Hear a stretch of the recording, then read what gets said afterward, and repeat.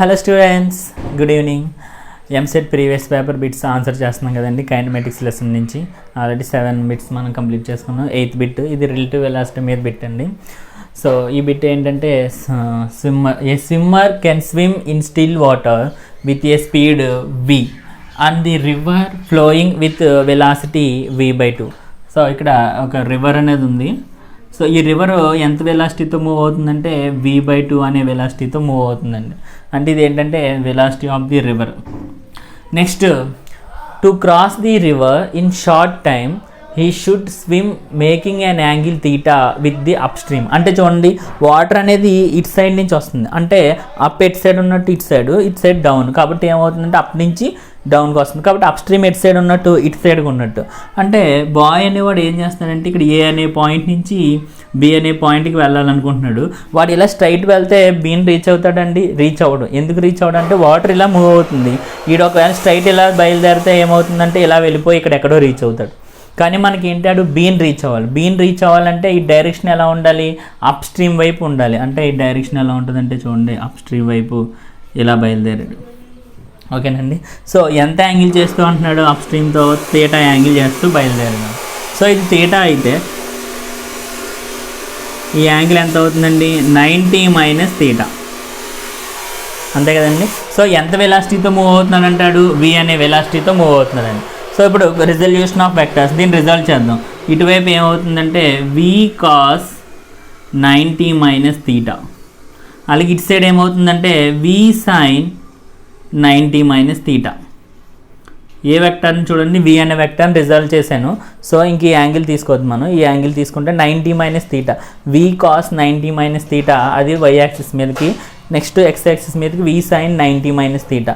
అంటే y యాక్సిస్తో చేస్తే యాంగిల్ని consider చేసుకున్నాను కాబట్టి ఇది cos తీటా అవుతుంది, ఇది sin తీటా అవుతుందండి. ఓకేనండి. నెక్స్ట్ ఇప్పుడు దీని యొక్క విడ్త్ నేను ఎంత అనుకుంటున్నానంటే d అనుకుంటున్నాను. దీని యొక్క విడ్త్ అంటే రివర్ యొక్క విడ్త్ ఎంత అనుకుంటున్నానంటే d. ఇక్కడ 2 మెథడ్లు ఉంటాయండి. సో ఫస్ట్ మెథడ్ ఏంటంటే షార్టెస్ట్ టైం మెథడ్, రెండోది షార్టెస్ట్ డిస్టెన్స్ మెథడ్. వాడు ఏమడుగుతున్నాడు చూడండి, the ratio of time taken to swim across the shortest time to the swimming across over shortest distance. అంటే షార్టెస్ట్ టైంకి షార్టెస్ట్ డిస్టెన్స్కి షార్టెస్ట్ టైం మెథడ్కి shortest distance మెథడ్కి రేషియో అడుగుతున్నాడండి. సో ఫస్ట్ది షార్టెస్ట్ టైం మెథడ్ రాద్దాం. Shortest time method.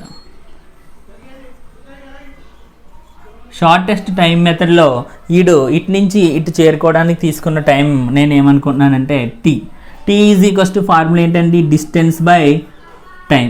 అంతే కదండి, డిస్టెన్స్ బై టైం.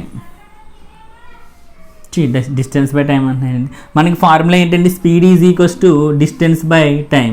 దీని నుంచి ఇటు ఈ పక్క వద్ది, v ఇటు సైడ్ తీసుకెళ్దాం. So T is equals to ఏమవుతుంది? Distance by speed. అంతే కదండి, డిస్టెన్స్ బై స్పీడ్. డిస్టెన్స్ ఎంతండి అంటే చూడండి, ఇది షార్టెస్ట్ టైం మెథడ్ కదా. సో దీన్ని షార్టెస్ట్ ఏ నుంచి బీకి షార్టెస్ట్ టైంలో రీచ్ అవ్వాలి అంటే వాడు v అనే వెలాసిటీతో మూవ్ అవ్వాలి. నెక్స్ట్ వాడు ఎంత డిస్ప్లేస్మెంట్ మూవ్ అవుతున్నాడు అంటే d అనే డిస్ప్లేస్మెంట్ మూవ్ అవుతున్నాడు. కాబట్టి ఫార్ములా ఏమవుతుందంటే d/v. ఓకేనండి. నెక్స్ట్ వచ్చేసి రెండోది షార్టెస్ట్ డిస్టెన్స్ మెథడ్.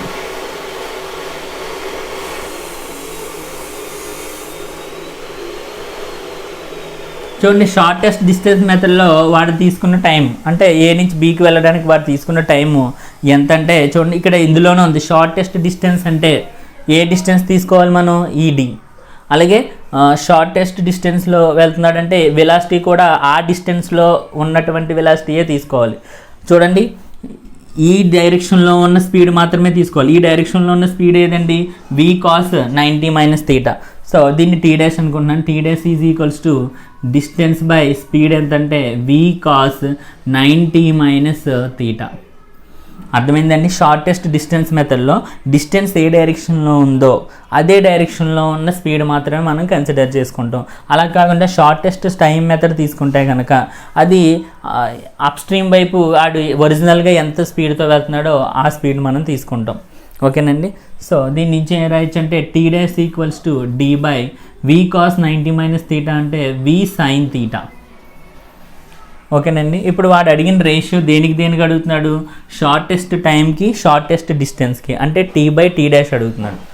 సో ఇది ఈక్వేషన్ 1 అనుకుందాం. This is equation 2. 1/2 చదువు. 1/2 చేస్తే ఏమవుతుంది చూడండి, T by T dash equals to T ఎంతండి, డి బై వి, అలాగే టీ డాష్ ఎంత అవుతుంది, D by V cos theta, D by V V sine theta కదండి, వి సైన్ తీటా. ఇప్పుడు V sine D cancel, V cancel, ఈ sine theta పైకి వెళ్ళిపోద్ది కదండి. సో ఇంకేం మిగిలిందంటే సైన్ తీటా. ఆన్సర్ ఎంతంటే sine theta. Option C is the correct one. అర్థమైంది కదండి. రెండు ఫార్ములాస్ గుర్తుపెట్టుకోవాలి. షార్టెస్ట్ టైం మెథడ్ అంటే డిస్టెన్స్ బై స్పీడ్, అంటే ఆడు అప్ స్ట్రీమ్తో చేసే వెలాసిటీ, అంటే speed of the man with respect to river తీసుకోవాలి. దేనికి అంటే షార్టెస్ట్ టైం మెథడ్కి. అదే షార్టెస్ట్ డిస్టెన్స్ మెథడ్ కంటే ఆ షార్టెస్ట్ డిస్టెన్స్ డైరెక్షన్లో ఉన్న స్పీడ్ని తీసుకోవాలి. అదేంటంటే వి కాస్ 90 మైనస్ తీటా. ఓకేనండి. This is the one of the problem. Next problem.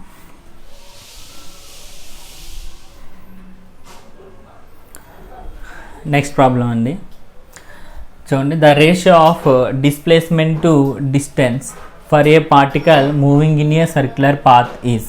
చూడండి, ఏదైనా ఒక పార్టికల్ స్ట్రైట్ లైన్లో మూవ్ అవుతుంది అనుకుందాం. సో ఏ నుంచి ఇలా బి వరకు మూవ్ అయింది అనుకుందాం. ఇక్కడ డిస్టెన్స్ ఒక 4 మీటర్స్ ట్రావెల్ చేస్తుంది అనుకున్నాం. అప్పుడు డిస్ప్లేస్మెంట్ కూడా ఏమవుతుందంటే 4 మీటర్స్ అవుతుంది. ఎందుకంటే అది బ్యాక్ రాలే, మళ్ళీ అలా స్ట్రైట్గానే మూవ్ అయింది ఏ నుంచి బి వరకు. సో ఇప్పుడు ratio of displacement to distance ఏమవుతుందండి, 4/4, that is equals to 1 metre. అంటే ఏదైనా ఒక పార్టికల్ స్ట్రైట్ లైన్లో మూవ్ అవుతున్నప్పుడు the ratio of displacement to distance equal to 1. అలా కాకుండా సర్క్యులర్ పాత్లో మూవ్ అవుతుంది అనుకుందాం. ఫర్ ఎగ్జాంపుల్ ఏ నుంచి ఇలా బి వరకు మూవ్ అయింది, అంటే ఇలా మూవ్ అయింది, ఇలా మూవ్ అవుతే ఇక్కడికి వచ్చింది. ఇప్పుడు డిస్టెన్స్ ఎంత అంటే టోటల్గా సర్కంఫరెన్స్ ఆఫ్ ది సర్కిల్ ఎంత అండి, 2π, రేడియస్ ఎంత అంటే r అనుకుందాం. సో డిస్టెన్స్ ఈక్వల్స్ టు ఎంత వచ్చిందంటే 2πr, అంతే కదండి. ఇప్పుడు అలా కాకుండా మనకి డిస్ప్లేస్మెంట్ కావాలి. డిస్ప్లేస్మెంట్ అంటే ఏంటి, the line joining from A to B, అంటే this is the displacement X అవుతుంది, అంతే కదా. సో ఎక్స్ అంటే ఇప్పుడు దేనికి ఈక్వల్ అవుతుందంటే ఇక్కడ నుంచి ఇక్కడికి రేడియస్ r, ఇక్కడ నుంచి ఇక్కడికి రేడియస్ r. అప్పుడు టోటల్ ఎంత అవుతుందండి, 2r. అంటే డిస్ప్లేస్మెంట్ ఎస్ ఈక్వల్స్ టు ఎంత వచ్చిందంటే 2r.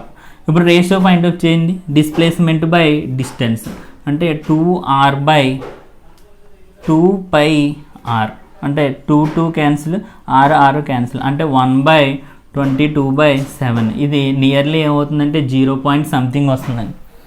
అంటే దీన్ని బట్టి ఏం చెప్పొచ్చు అంటే ఆల్వేస్ లెస్ దాన్ 1, అంతే కదండి. 0 సంథింగ్ అని అంటే ఏంటి మీనింగ్, 1 కంటే తక్కువ. అంటే ఏదైనా ఒక పార్టికల్ అనేది సర్క్యులర్ పాత్లో మూవ్ అవుతూ ఉంటే ఎప్పుడు కూడా డిస్ప్లేస్మెంట్ టు డిస్టెన్స్ రేషియో ఎంతకి ఈక్వల్ అవుతుంది అంటే ఎలా ఉంటుంది అంటే లెస్ దాన్ 1 ఉంటుందండి. అర్థమైందండి. కన్ఫ్యూజ్ అవ్వద్దు. ఏదైనా ఒక పార్ట్ సర్కిల్ పాత్లో మూవ్ అవుతూ ఉంటే అక్కడ డిస్ప్లేస్మెంట్ టు డిస్టెన్స్, ఇది డిస్ప్లేస్మెంట్, ఇది distance, the ratio of displacement to distance always less than 1. ఓకేనండి. Next problem.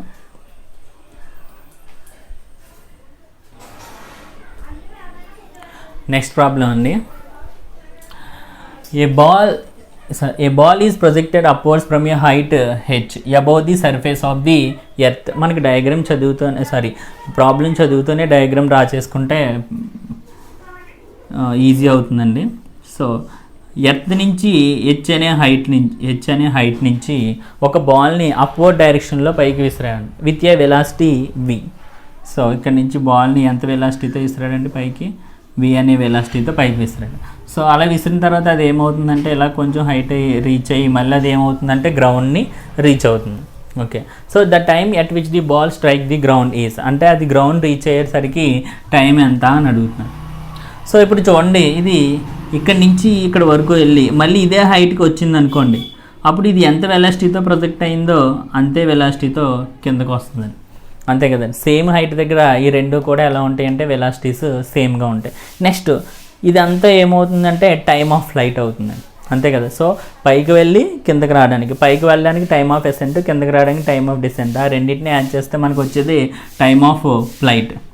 అంతే కదండి. సో టైమ్ ఆఫ్ ఫ్లైట్కి ఫార్ములా ఏంటండి? స్ట్రైట్ లైన్ మోషన్లో మోస్ట్ ఇన్ ఏ స్ట్రైట్ లైన్లో టైమ్ ఆఫ్ ఫ్లైట్కి మనం ఫార్ములా చెప్పుకున్నాం, సినాప్సిస్ చెప్పుకున్నప్పుడు ఏంటంటే time of flight is equals to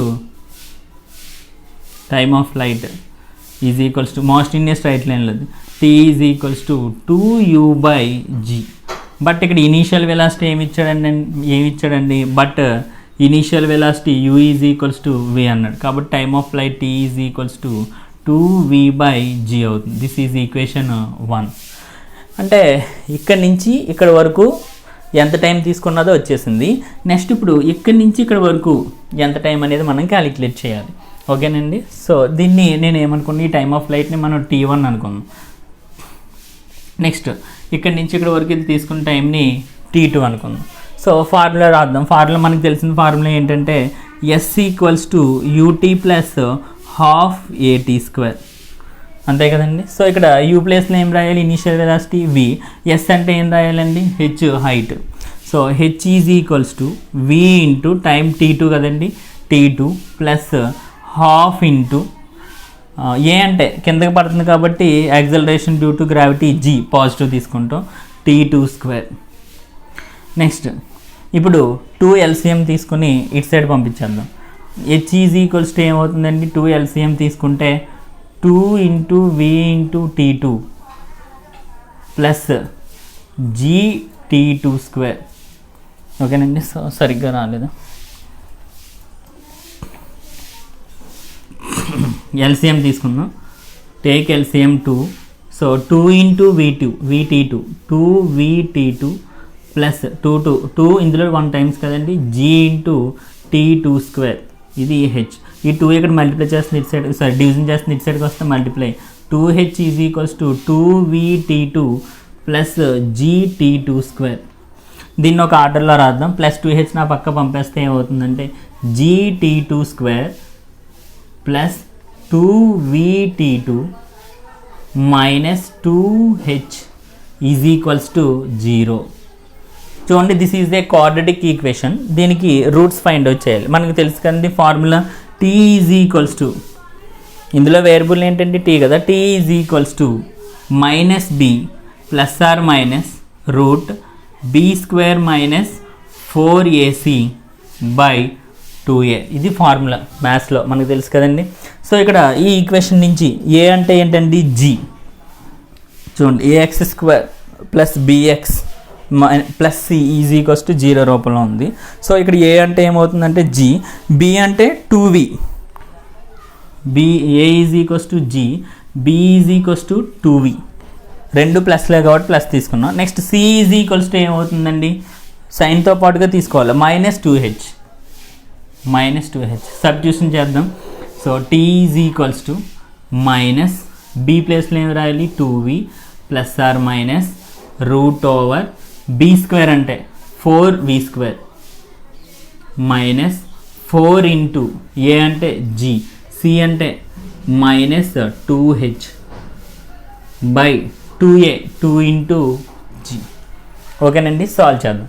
so t is equals to, ఇక టైం ఎప్పుడు కూడా పాజిటివే కదండి, టైం ఎప్పుడు పాజిటివ్ ఉంటుంది, నెగిటివ్ ఉండదు. కాబట్టి ఇక్కడ మైనస్ ప్లస్ ఆర్ మైనస్లో ఓన్లీ ప్లస్సే తీసుకుంటాం. సో మైనస్ 2v ప్లస్, ఓకేనండి. 2gని సెపరేట్ చేద్దాం. ఈ 2g దీనికి చెందుతుంది, దీనికి చెందుతుంది, కాబట్టి మైనస్ 2v/2g ప్లస్ ఓన్లీ పాజిటివే తీసుకుంటాం, టైం ఆల్వేస్ పాజిటివ్ కాబట్టి 4v². ఇప్పుడు ఇందులోనూ 4 ఉంది, మల్టిప్లై చేద్దాం.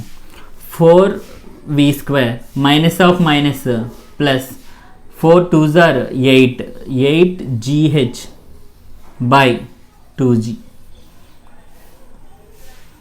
నెక్స్ట్ ఇది ఏమేమి క్యాన్సిల్ అవుతుంది? 2 get cancel. t is equals to v/g plus, ఇందులో ఏం కామన్ వస్తుంది చూడండి, 4 రూట్లో 4 అంటే 2 కామన్ వస్తుంది. దీన్ని 2 ఇంటూ 4 కింద రాయొచ్చు కదండి. అప్పుడు మళ్ళీ 4 అంటే 2 కామన్ వస్తుంది. సో పైన 2 కామన్ తీసేస్తే ఎలా ఉంటుంది చూడండి ఈక్వేషన్. 2 కామన్ తీద్దాం. సో 4 నుంచి 2 బయటకు వచ్చేసిందంటే రూట్లో 4 ఉంటే బయటకు వస్తే 2, ఇంక మిగిలింది ఏంటంటే v² ప్లస్ దీన్ని 2 ఇంటూ 4 కింద రాస్తాము. 4 అంటే 2 కింద బయటకు వచ్చింది, ఇంక మిగిలింది 2gh బై మిగిలింది ఏంటంటే 2g. So 2 get cancel. ఇప్పుడు నేను ఏం చేస్తానంటే ఈ రూట్ న్యూమరేటర్లోనే ఉంది కదండి, డినామినేటర్కి కూడా రాస్తాను. డినామినేటర్కి రాస్తే g అనేది రూట్లోకి వెళ్తే స్క్వేర్ అవుతుంది, ఎందుకంటే మళ్ళీ g² రూట్లో ఉంటుంది, బయటకు వస్తే g అవుతుంది. కాబట్టి t is equals to v/g plus square root of v² plus 2gh by g². ఓకేనండి. సో దిస్ ఈజ్ ఇక్కడ సారీ ఇది T2 కదండి, మనకి T2 కింద రాసుకోవాలి. రూట్స్ ఏంటంటే T2. So this is equation 2, this is equation 1. మనకి ఇప్పుడు టోటల్ టైం కావాలంటే ఏం చేయాలండి, T1 ప్లస్ T2 చేయాలి. T1 ప్లస్ T2 చేస్తే మనకి ఆన్సర్ వస్తుంది. నెక్స్ట్ ఇక్కడ రూట్స్లో మనకి మైనస్ ఉంది, ఇక్కడ మైనస్ తీసుకోవడం మర్చిపోయాను, మైనస్. ఓకేనండి. So erase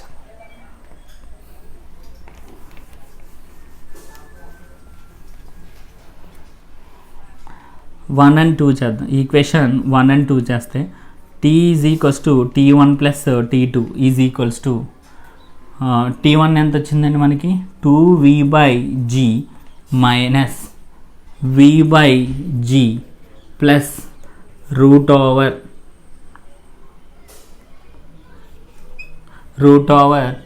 v² plus 2gh by g². ఓకేనండి. నెక్స్ట్ ఓకే అలా కన్ఫ్యూజ్ అవుతున్నారు అనుకుంటే